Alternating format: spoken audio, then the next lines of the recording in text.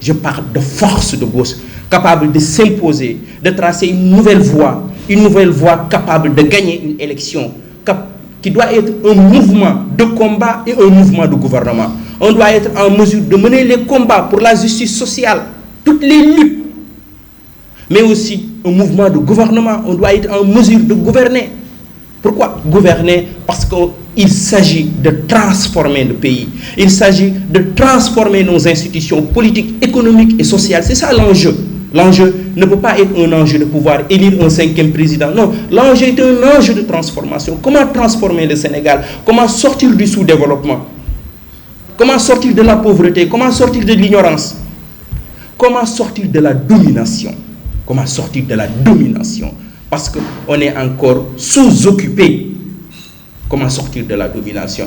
Et c'est pourquoi j'ai toujours défendu que, oui, cette nouvelle gauche doit être d'abord démocratisée, parce qu'il faut encore davantage démocratiser, radicaliser la démocratie. Et rien, pour nous, un projet progressiste doit être construit dans la démocratie.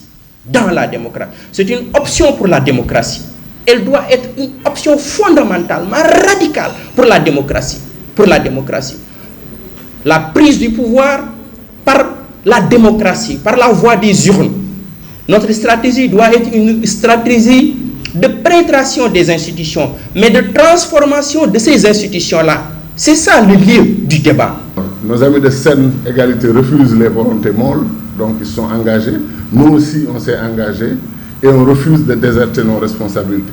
2024, j'ai dit aux amis de la gauche, dans toutes les rencontres qu'on a eues, 2024, c'est un tournant plus qu'historique pour le Sénégal, entouré par la crise sécuritaire partout.